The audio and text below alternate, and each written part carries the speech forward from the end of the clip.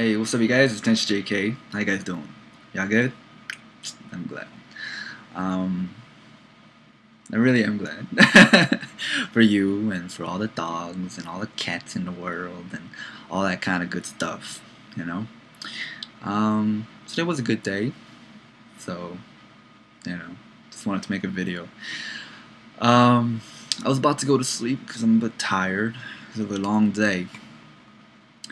And this email just kind of inspired me a little bit, you know what I mean? Just a little bit.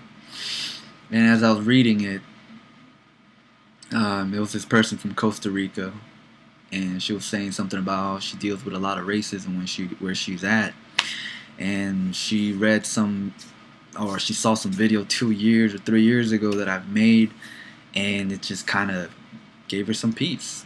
And she just encouraged me, saying that you never know what kind of people that you might help within 10 years from now from a video you made like a long time ago. And it just kind of, it struck me, because when I look at my old videos and stuff, I try not to, because it's just like, oh my god, it's really difficult to do that, because just to see yourself the way it used to be, it's really, I don't know, man, this whole life is so weird. Just to put your life on a diary for the world to see, it's kind of scary at times, you know what I mean? But I like it. I like it in a strange way. It's unique, and I don't know, I like it. But she brought up a topic about race, and it just kind of struck all this like imagery in my mind. I don't know. I just wanted to talk about some stuff that I've been having in my heart. See, what I used to think about race. It used to frustrate me a lot. I ain't even gonna lie. It done a lot to my psyche, for sure.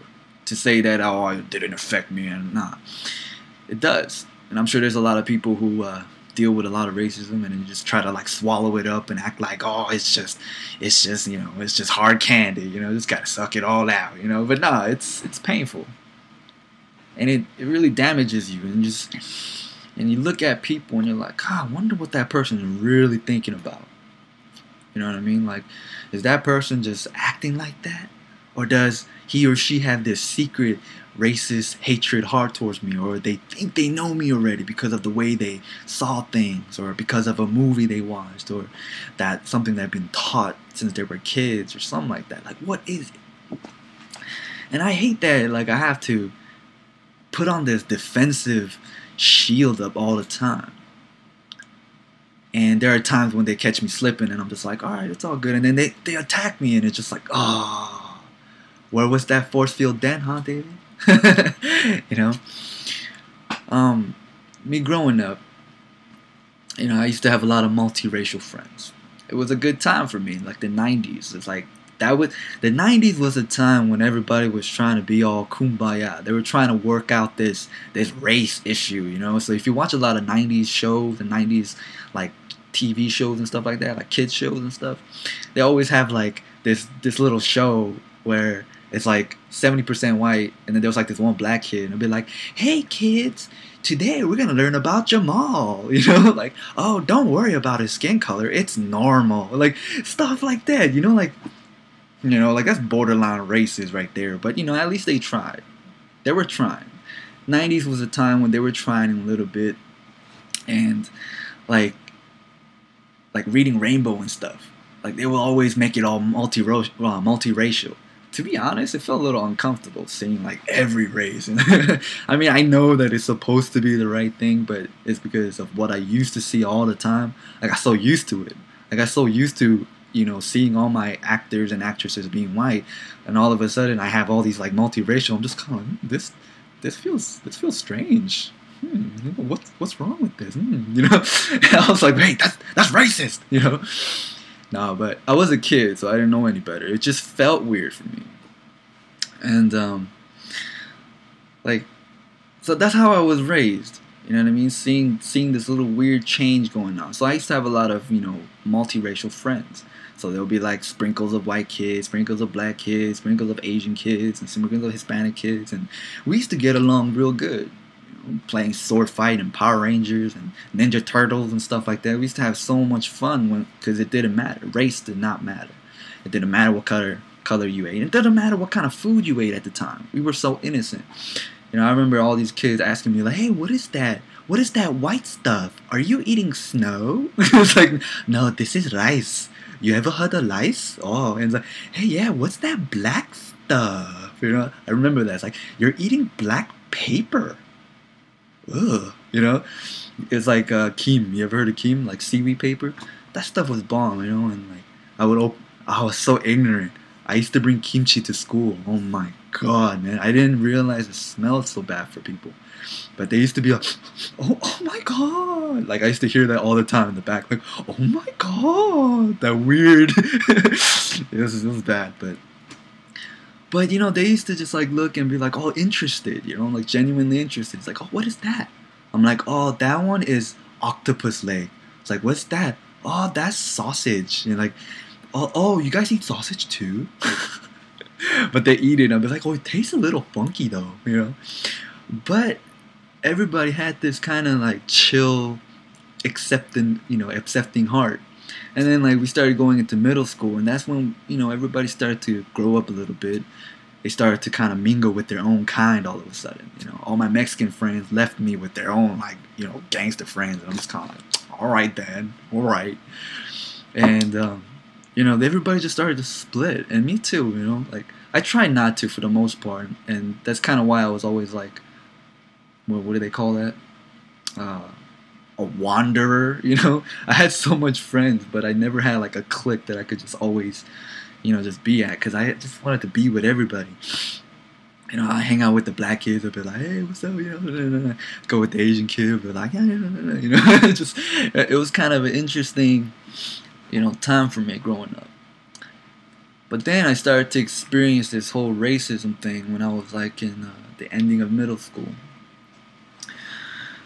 And that's kind of like when people started watching a lot of movies. You know what I mean? Like, just all these movies coming out, and the theme is always the same. You know, you have the main character, and he happens to be, you know, most of the time white, and then you have the minority characters, and they're usually some crappy role for them. You know what I mean? And truthfully, me growing up, I never had an issue with, you know, white folks playing the main character. I always felt like, yo, this is, you know, a country that they kind of established, so more power to them. That's cool. But I always wondered, like, why always degrading my people, though? Just didn't get. And I was too lazy to fight it. I was too, I don't know, I had too much other things on my mind, like rollerblading and swimming, to even care. But I started to see, as time went on, it started to affect me little by little. And I started to see how other people perceived me because of what they saw on the TV. And because I watched the same movie, all of a sudden I feel like I have to play that role. You know what I mean? Like, subconsciously, of course. I'm like, damn, do I have to be like that guy? Are other people thinking that I'm like that guy? And I never said it out loud, and they never said it out loud, but you could feel this energy about it. Like, that's what they thought. And that's kind of how it was, you know. And I didn't say anything for a long time. I mean, I got into a lot of fights when I grew up, because you're trying to fight this image. You know, you don't want to get sucked into this stereotype. You don't want to be like everybody else, and you don't want to be what other people think that you are. And it's so frustrating, because it's like other people representing who you are, and it's not like you could call them and be like, yo, stop.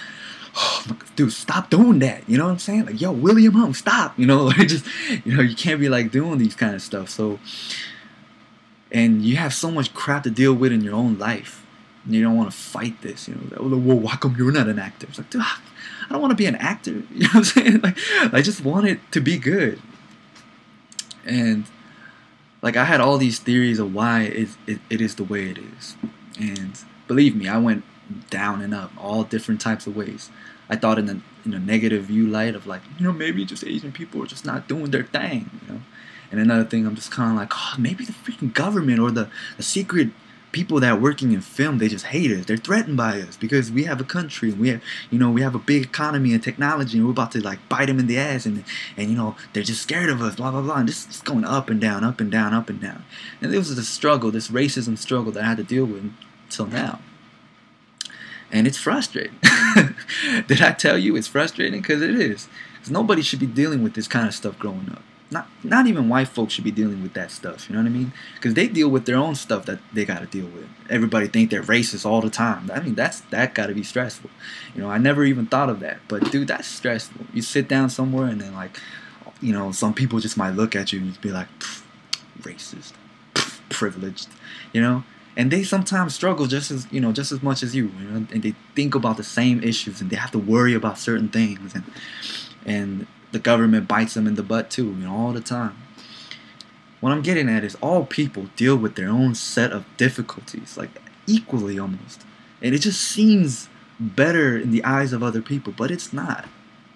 They deal with almost equal amount of stress, equal amount of just some nasty stuff that they gotta deal with. And people just don't understand one another. They just don't. They don't want to understand because their own concerns just outweigh theirs, it seems. And that's kind of how I always used to think. I used to think that my problems were more bigger than that problem. But it wasn't the case.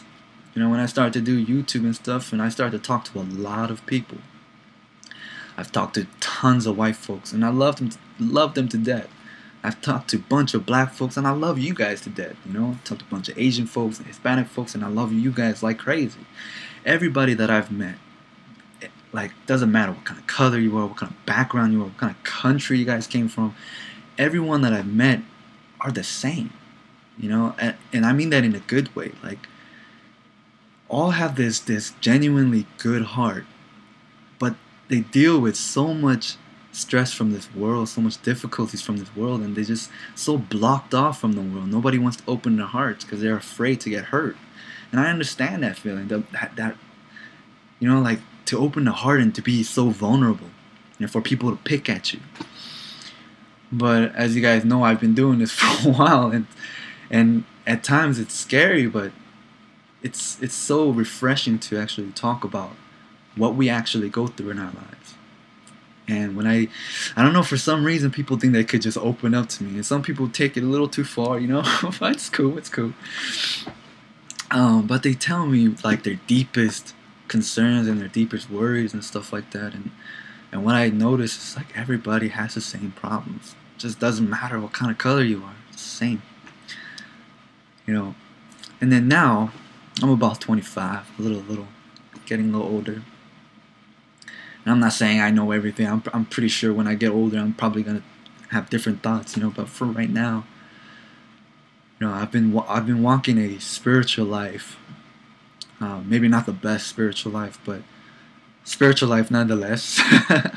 And I'm really glad that God has allowed me to walk this path. And as I was walking this path, He taught me a lot of different things. And one of the things that really cleared up a lot of things about race issue is that we're all from a man named Noah. You know, Noah had 3 sons, Ham, Shem, and Japheth, and these 3 are the ones that created his, you know, white, black, and Asians, and then they spread out and they became family. They were all family, brothers, all brothers, and they spread out thousands and thousands of years, and they just started mating in different ways, and they started to spread on different countries, and they became who they are now. That's what I believe, and that's, the Bible supports it, and I believe what the Bible says. You know, with that said, we are literally family. Do you not see the resemblance? Honestly, don't you have 2 eyes and a nose and mouth and a face? Don't you have 5 fingers?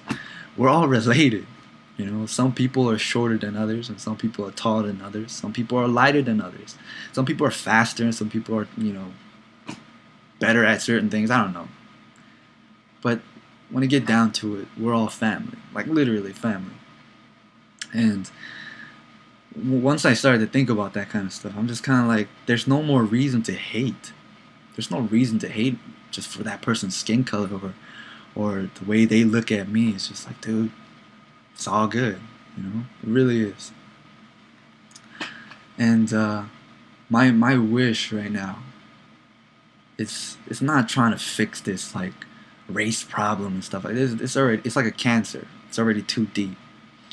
But what I want to do is, you know, slowly show people a new perspective about God, about His salvation, about what He wanted from us, and what kind of benefits there truly is while serving God. There isn't, you know, people think worshiping God is it's gonna ruin your life and it's just gonna make your life so lame and all just disheveled. But it's not. It changes a lot of the way you think. Sometimes you become a little bit more simple, but you realize you don't need a lot in this life. Really don't. And you start to find out what joy is about. And that took me a long time to figure out what joy was. Happiness and joy is so different. Happiness is when things happen according to your way, then you feel like, it happened according to your way. So happiness. But joy is like this weird sense where even when times are bad, even when times are difficult and stressful, joy, you receive this mercy and grace and this faith from God, and you don't feel tired. You don't feel worried, and you don't feel afraid to live, and you have this courage because God is with you. And when you try to live this life on your own, you try to be strong on your own, and you could go for a while. You can. Everybody can. But there will be a time when you trip over a rock. And some people trip over a lot of rocks and they still get up, because they're stubborn. And they're like, oh, I'm going to do this on my own. But now when you let go and you truly just give it all up to God and you realize your life is simple, and you feel this joy. And joy is being at rest, And being at rest is knowing full assurance that God is watching over you and that God has your back. And as long as God is with you, you don't have no hate in your heart. And that's a stress that we could all live without, So I guess my conclusion is that, we're all family. And we should all come back to the Lord, which is our Heavenly Father. And when we do that, I promise you we'll all be so much happier. Yeah, alright. That's just kind of what I wanted to talk about. I don't know how it ended up that way, but I hope I wasn't too boring. And I hope that in your life, I know that some people are going through a lot of difficulties. I feel you, but keep on chugging on, and you'll be alright. And I hope you guys all have a good night and a good morning, and treat other people good. Alright, peace.